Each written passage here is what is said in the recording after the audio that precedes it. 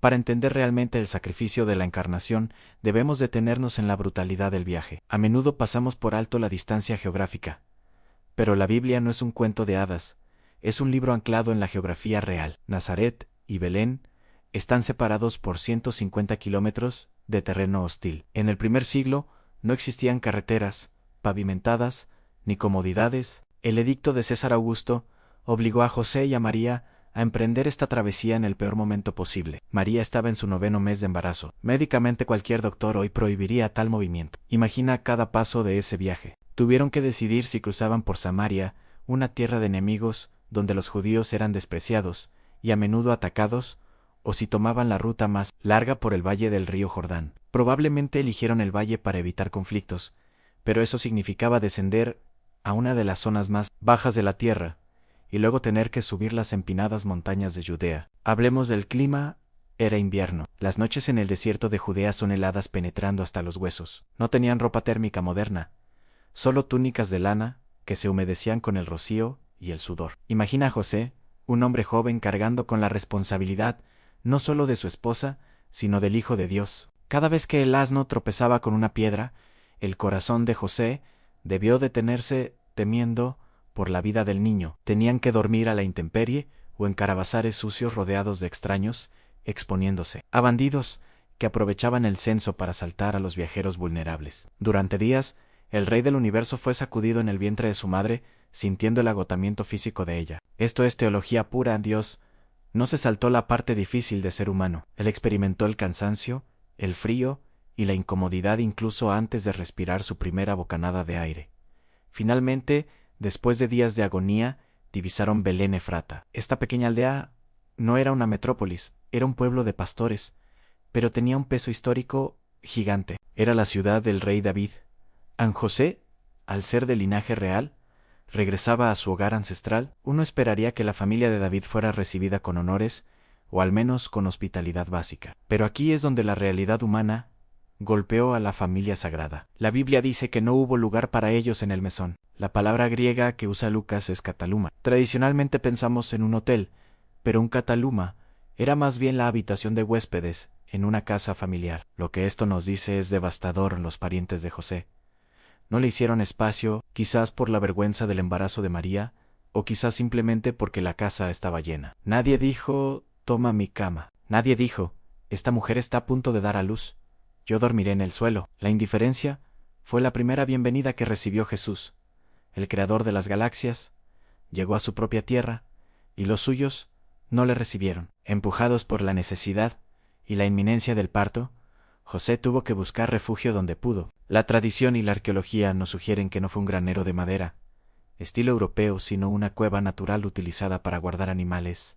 Imagina el olor. No olía a incienso, olía a estiércol, acumulado a humedad, a animales sudorosos. El suelo no estaba limpio. Era tierra pisada llena de bacterias. En ese ambiente insalubre, lejos de la esterilidad de un hospital, María entró en labor de parto. El dolor del parto es universal, pero en este caso tenía un significado cósmico. María, una adolescente campesina, tuvo que pujar y sangrar sola, probablemente asistida, solo por José, para traer la vida al mundo. Y cuando el niño salió, cuando sus pulmones se llenaron de aire frío y soltó su primer llanto, ese sonido rompió la barrera del tiempo. El Verbo se hizo carne. José, con sus manos de carpintero, probablemente cortó el cordón umbilical. Y luego hicieron algo que Lucas describe con detalle. Él lo envolvió en pañales y lo acostó en un pesebre. Un pesebre es un comedero. Es el lugar donde las bestias meten el hocico para comer. El simbolismo es aterrador y hermoso en Jesús. El pan de vida fue puesto en un lugar de comida, indicando que Él sería el alimento espiritual para una humanidad hambrienta. El Rey de Reyes no tuvo una cuna de oro, tuvo un comedero de piedra prestado. Desde su primer respiro, Jesús nos enseñó que la verdadera grandeza no está en el lujo, sino en la humildad absoluta. Mientras tanto, fuera de la cueva, en las colinas oscuras de Belén, algo extraordinario estaba por suceder con un grupo de hombres que la sociedad despreciaba a los pastores. Pero no eran pastores comunes. Según la Mishnah y los registros históricos, los rebaños alrededor de Belén estaban destinados a los sacrificios del templo en Jerusalén. Estos pastores cuidaban a los corderos que morirían para expiar los pecados del pueblo. ¡Qué ironía divina! Fueron los pastores de los corderos del sacrificio los primeros en recibir la noticia del nacimiento, del Cordero de Dios que quita el pecado del mundo. Ellos vivían al margen de la sociedad, considerados ceremonialmente impuros. Por su trabajo sucio, no podían testificar en juicios. Pero Dios ignoró al sumo sacerdote en Jerusalén, ignoró al rey Herodes en su palacio, y envió a su coro angelical de élite a cantarle a un grupo de trabajadores sucios en el campo. El cielo se rompió. De repente la oscuridad de la noche fue invadida por la gloria de Dios. A la palabra gloria aquí es Shakina, el peso radiante de la presencia divina. Los pastores tuvieron gran temor. No vieron bebés con alas, vieron guerreros celestiales.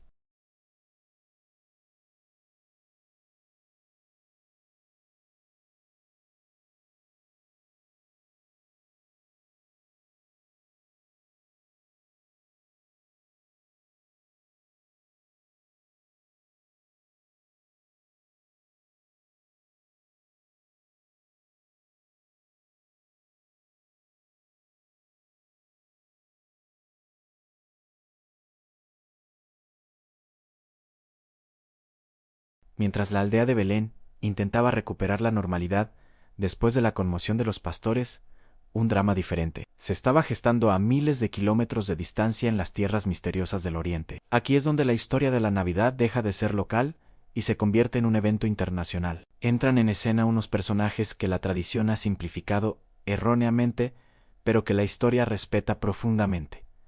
Los magos. El texto griego original usa la palabra magua. No eran reyes con coronas de cartón ni hechiceros de feria. Eran la élite intelectual del imperio parto, probablemente de la antigua Babilonia o Persia. Eran una casta de sacerdotes, científicos expertos en astronomía, matemáticas y sueños. Eran los sucesores intelectuales de hombres, como el profeta Daniel, quien siglos atrás había presidido sobre los sabios de Babilonia. Esto es fascinante porque sugiere que estos hombres gentiles paganos tenían acceso a los archivos proféticos judíos y estaban vigilando el cielo buscando una señal que Daniel había prometido. Hablemos de la ciencia detrás del milagro. ¿Qué vieron exactamente? La Biblia habla de una estrella Suaster, en griego. Durante siglos astrónomos como Kepler han teorizado sobre conjunciones planetarias masivas como la alineación de Júpiter y Saturno o la explosión de una supernova, sea un fenómeno natural orquestado por Dios o una manifestación sobrenatural de su gloria. Lo importante es la reacción de estos hombres. Ellos no se limitaron a observar el fenómeno y anotarlo en un papiro. Ellos entendieron que el cosmos estaba anunciando un cambio de régimen en la Tierra. Decidieron emprender un viaje que desafía la lógica. Viajar desde Persia hasta Judea implicaba meses de travesía en caravana, cruzando desiertos abrasadores y enfrentando peligros mortales. No lo hicieron por turismo, lo hicieron impulsados por una convicción científica y espiritual de que el rey de los judíos había nacido.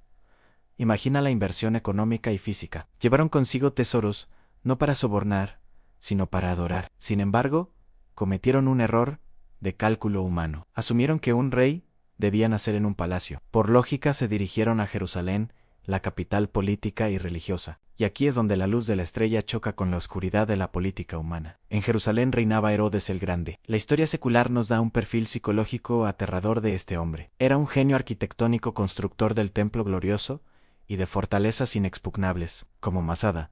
Pero también era un paranoico homicida. Herodes había asesinado a su propia esposa favorita Mariamne, a su suegra y a 3 de sus propios hijos, simplemente porque sospechaba que querían quitarle el trono. César Augusto llegó a decir que era más seguro ser un cerdo de Herodes que ser su hijo. Cuando los magos llegaron a Jerusalén preguntando cándidamente, ¿dónde está el rey de los judíos que ha nacido?, el pánico se apoderó de la ciudad. Para Herodes esa pregunta no era teológica, era una amenaza de golpe de estado. La reacción de Herodes fue calculada y fría. Convocó al Sanedrín, a los principales sacerdotes y escribas. Aquí vemos la ironía más triste de la Navidad. Los teólogos de Jerusalén sabían la respuesta exacta. Abrieron los rollos y citaron al profeta Miqueas, sin titubear, en Belén de Judea. Tenían la información correcta, la geografía exacta y la profecía en sus manos. Pero observa esto, a ninguno de ellos se levantó para ir a Belén. Los escribas tenían la Biblia en la cabeza, pero el corazón vacío. Los magos tenían solo una estrella, pero el corazón ardiendo. La religión organizada se quedó cómoda en el palacio, mientras que los buscadores paganos salieron a adorar. Herodes, con su astucia de serpiente, llamó a los magos en secreto. Fingió piedad. Les dijo: id y averiguad con diligencia acerca del niño, y cuando le halléis, hacédmelo saber, para que yo también vaya y le adore. Era la mentira de un asesino. Quería las coordenadas GPS del Mesías para enviar a sus escuadrones de la muerte. Los magos continuaron su camino y la estrella reapareció guiándolos hasta detenerse sobre el lugar donde estaba el niño. Fíjate que el texto bíblico ya no habla de un pesebre, sino de una casa. Había pasado tiempo, quizás meses, o incluso un año desde el nacimiento. José y María ya se habían establecido en una vivienda humilde. Cuando los magos entraron, no vieron a un monarca en un trono, vieron a un niño pequeño en el regazo de una madre campesina. Y aquí ocurre lo impensable. La élite intelectual de Oriente se postró. La palabra es proskineo, que significa besar el suelo o lamer el polvo, como un perro ante su amo.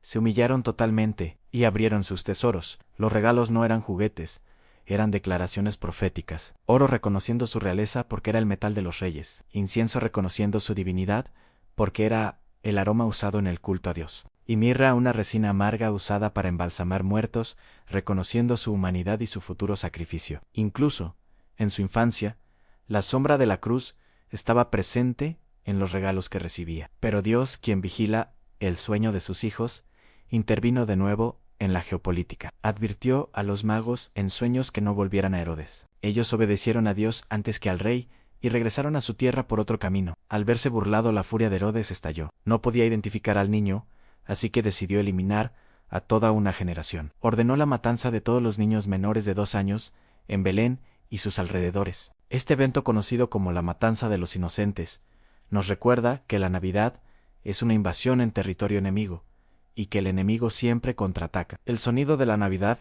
no fue solo villancicos angelicales, fue también el llanto desgarrador de las madres de Belén, cumpliendo la profecía de Jeremías en Raquel, que llora a sus hijos y no quiso ser consolada. Mientras tanto, José, alertado nuevamente por un ángel, tomó al niño y a su madre de noche y huyó a Egipto. El Salvador del mundo se convirtió en un refugiado político huyendo de la tiranía, cruzando el desierto en sentido inverso, al Éxodo, buscando asilo en tierra extranjera. Este es el verdadero rostro de la Navidad. No es una fábula higienizada, es la historia de cómo la luz entró en el mundo, y la oscuridad intentó apagarla violentamente, pero no pudo prevalecer. Es la historia de un Dios que se hace vulnerable, de sabios que se humillan, de tiranos que tiemblan, y de una familia que atraviesa el dolor para proteger la esperanza de la humanidad. Y todo esto fue solo el comienzo de los 33 años que cambiarían para siempre la estructura del universo. La estancia en Egipto no fue unas vacaciones, fue una lucha por la supervivencia. La Sagrada Familia vivió como refugiados en una tierra extraña, rodeados de ídolos y dioses, con cabeza de animal que representaban todo lo contrario a su fe. José tuvo que buscar trabajo como obrero inmigrante, probablemente en la gran comunidad judía de Alejandría, compitiendo por el pan diario mientras protegía al niño que traía la salvación al mundo. Pasaron meses, quizás un par de años, viviendo con la maleta lista y el oído atento. Finalmente la noticia llegó, pero no por los periódicos, sino por el mensajero divino, en sueños en Herodes, ha muerto. El tirano que había intentado asesinar la Navidad había sido devorado por una enfermedad gangrenosa y brutal, según relata el historiador Flavio Josefo. La justicia divina es lenta pero implacable. José empacó de nuevo sus pocas pertenencias y emprendió el largo camino de regreso, cruzando otra vez el desierto del Sinayán. Pero al llegar a la frontera de Israel, la prudencia de José volvió a activarse. Se enteró de que Arquelao, el hijo de Herodes, reinaba en Judea. Arquelao era tan cruel como su padre había inaugurado su reinado, masacrando a 3000 judíos en el templo durante una Pascua. José entendió que Belén en Judea seguía siendo una trampa mortal. Fue entonces cuando Dios redirigió la historia hacia el norte, hacia las colinas verdes y agrestes de Galilea, a una aldea que no aparecía en los mapas imperiales, en Nazaret. Aquí comienza el periodo más largo y misterioso de la vida de Jesús, conocido como los años de silencio. Durante casi 30 años el creador del universo se ocultó en el anonimato absoluto. Nazaret era un pueblo minúsculo de unas 400 personas, donde todos sabían el nombre de todos. Las casas no eran palacios, eran estructuras simples de piedra y barro, a menudo construidas aprovechando las cuevas naturales de la ladera. Vivían de la agricultura de subsistencia y del trabajo manual. Aquí Jesús dejó de ser el bebé del pesebre para convertirse en el niño de Nazaret. Imagina la paradoja teológica diaria. El que diseñó las leyes de la física tuvo que aprender a caminar tropezando y cayendo. El que es la palabra eterna tuvo que aprender a balbucear arameo y hebreo en el regazo de María, al que sostiene el universo, tuvo que aprender a sostener una cuchara. La educación de Jesús fue rigurosamente judía. Desde los 5 o 6 años, asistió a la Bet Sefer, la escuela de la sinagoga local. Se sentaba en el suelo polvoriento junto a otros niños de la aldea memorizando el libro de Levítico y recitando el Semá Israel. Aprendió a leer y escribir, trazando letras hebreas en la tierra o en pedazos de cerámica rota. Su mente humana absorbía las escrituras que él mismo había inspirado siglos atrás. Pero su educación no terminó en la escuela. José lo tomó como aprendiz. La tradición dice carpintero, pero la palabra griega tectón implica mucho más an. Era un constructor, un albañil, un ingeniero civil a pequeña escala. Jesús aprendió a distinguir los tipos de madera, a tallar la piedra dura de Galilea, a construir yugos para bueyes y vigas para techos. Sus manos divinas se llenaron de callos, astillas y cicatrices. Conoció el dolor muscular después de una jornada de 10 horas bajo el sol abrasador. Conoció la preocupación económica cuando los clientes no pagaban a tiempo. Santificó el trabajo manual demostrando que servir a Dios no solo se hace predicando en un púlpito, sino también sudando en un taller y haciendo un trabajo honesto y excelente. Cuando Jesús cumplió 12 años, ocurrió el único evento registrado de su adolescencia, un suceso que nos da una ventana única a su autoconciencia. Como era la costumbre, la familia viajó a Jerusalén para la fiesta de la Pascua. Era un viaje de varios días en caravana, subiendo hacia la ciudad santa, junto a miles de peregrinos que cantaban los salmos de ascenso. Al llegar, vieron el templo de Herodes, una de las maravillas arquitectónicas del mundo antiguo, brillando con mármol blanco y oro bajo el sol. Para un niño de campo como Jesús, debió ser visualmente impactante, pero para el Hijo de Dios era simplemente visitar la casa de su padre. Celebraron la Pascua recordando cómo la sangre del Cordero los liberó de Egipto, sin saber que el verdadero Cordero estaba cenando con ellos. Al terminar la fiesta, la caravana emprendió el regreso. En el caos de la multitud, José pensó que Jesús estaba con María, y María pensó que estaba con los parientes. Caminaron un día entero, antes de darse cuenta de la pesadilla de cualquier padre. Habían perdido al Hijo de Dios. El pánico de María y José fue real. Regresaron a Jerusalén corriendo con el corazón en la garganta, buscándolo entre la multitud durante 3 días angustiosos. 3 días de búsqueda que prefiguraban los 3 días que Jesús estaría en la tumba. Finalmente lo encontraron, no en el mercado, ni jugando con otros niños, sino en el templo sentado, en medio de los doctores de la ley. Imagina la escena: un niño de 12 años, debatiendo teología de alto nivel, con los ancianos más sabios de Israel. No les estaba dando lecciones arrogantes.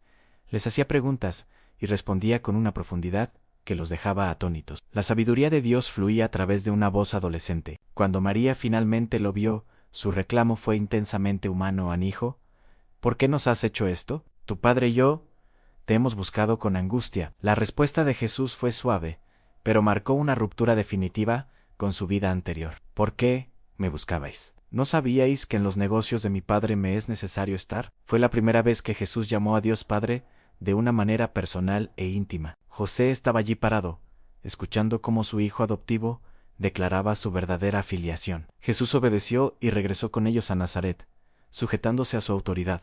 Pero algo había cambiado para siempre. Sabía quién era. Después de este evento, la Biblia guarda silencio otra vez durante 18 años. Pero la historia y el contexto nos permiten reconstruir lo que probablemente sucedió. Es muy probable que durante este tiempo José muriera. En los relatos posteriores del ministerio de Jesús, María aparece sola o con los hermanos de Jesús, pero José brilla por su ausencia. Esto significa que Jesús, como hijo mayor, tuvo que asumir el rol de cabeza de familia. Tuvo que hacerse cargo del negocio para alimentar a su madre y a sus hermanos menores. Experimentó el duelo, la pérdida de su padre terrenal y el peso de la responsabilidad económica. Imagina al Salvador del mundo negociando precios de madera, arreglando puertas de vecinos y consolando a su madre viuda por las noches. Esperó pacientemente mientras su primo Juan comenzaba a predicar en el desierto. Esperó hasta que el reloj divino marcó la hora exacta. 30 años de preparación para 3 años de misión. Nos enseña que Dios nunca tiene prisa y que los tiempos de espera y anonimato no son tiempos perdidos, son tiempos de forja donde el carácter se endurece para poder soportar el peso de la gloria que vendrá después. La historia no termina aquí. Si quieres seguir descubriendo los misterios más profundos de la Biblia y encontrar respuestas para tu fe, asegúrate de suscribirte ahora mismo al canal Dios con nosotros. Activa la campanita para ser el primero en ver nuestro próximo documental y dale un like a este video si crees que este mensaje debe llegar a más personas. Comparte esta luz con alguien que la necesite hoy. Gracias por acompañarnos en este viaje.